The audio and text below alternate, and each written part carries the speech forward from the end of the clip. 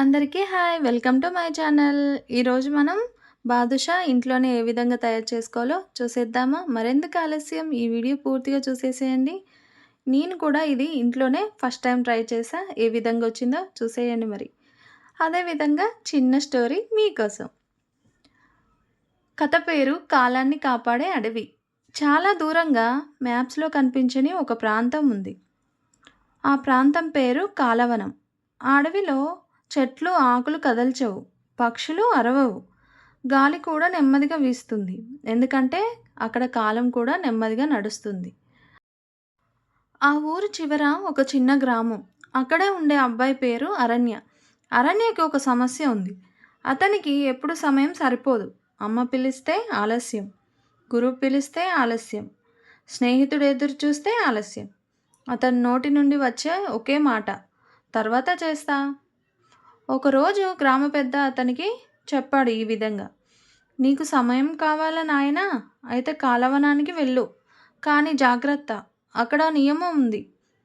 అడవిలో నువ్వు కోరిన ప్రతి నిమిషానికి ఏదో ఒకటి వదిలిపెట్టాలి. అరణ్య నవ్వాడు. సమయం కోసం ఏదైనా చేస్తా అని అన్నాడు. అడవిలోకి వెళ్ళగానే అరణ్యకి ఒక వృద్ధుడు కనిపించాడు. కళ్ళు నక్షత్రాలు మెరుస్తున్నవి. ఏం కావాలి అని అడిగాడు అరణ్యని. అరణ్య ఈ విధంగా చెప్పాడు: నాకు ఎక్కువ సమయం కావాలి. వృద్ధుడు అన్నాడు: ఒకరోజు సమయం తీసుకో, ఒక జ్ఞాపకం వదిలిపెట్టు. అరణ్య ఆలోచించలేదు. తన చిన్ననాటి తల్లి నవ్విన జ్ఞాపకం మాయమైపోయింది.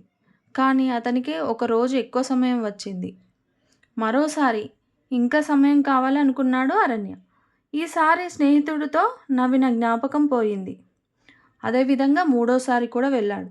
గురువు చెప్పిన మంచి మాట పోయింది. ప్రతిసారి సమయం పెరుగుతుంది, కానీ అరణ్యలో ఏదో ఒక ఖాళీ. ఒకరోజు అమ్మ తీవ్రమైన అనారోగ్యంతో బాధపడుతుంది. అరణ్య అడవికి పరిగెత్తాడు వెంటనే. ఇప్పుడు నాకు సమయం కాదు, అమ్మను కాపాడుకోవాలి. వృద్ధుడు నిశ్శబ్దంగా అన్నాడు: ఇప్పుడు ఇవ్వడానికి నీ దగ్గర ఏముంది నాయనా? అరణ్య వెతికాడు. జ్ఞాపకాలు కూడా లేవు, భావాలు లేవు, ఇవ్వడానికి ఏమీ లేదు. వృద్ధుడు అన్నాడు: కాలాన్ని కొనలేం అరణ్య, నువ్వు వదిలిన జ్ఞాపకాలే అసలు జీవితం. సమయం ఎక్కువగా ఉండటం కాదు, సమయాన్ని ఎలా జీవించామన్నదే ముఖ్యం. అరణ్య కూలబడ్డాడు. వృద్ధుడు ఒక అవకాశం ఇచ్చాడు. నీకు ఒకే ఒక కోరిక. అరణ్య కన్నీళ్లతో అన్నాడు: నాకు సమయం వద్దు, నా జ్ఞాపకాలు కావాలి. అడవి కంపించింది. కాలం మళ్ళీ పరిగెత్తింది. అరణ్య గ్రామానికి తిరిగి వచ్చాడు.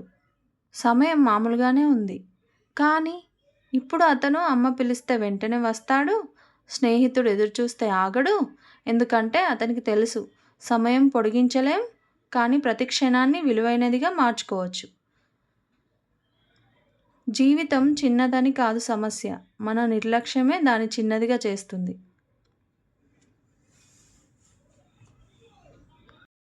ఈ స్టోరీ మీకు నచ్చుతుందనే అనుకుంటున్నాను. అదేవిధంగా ఇలాంటి ఈజీ హోమ్మేడ్ రెసిపీస్ కోసం శాండీ టాక్ హియర్ని సబ్స్క్రైబ్ చేసుకోండి, లైక్ చేయండి, షేర్ చేయండి. Thank you.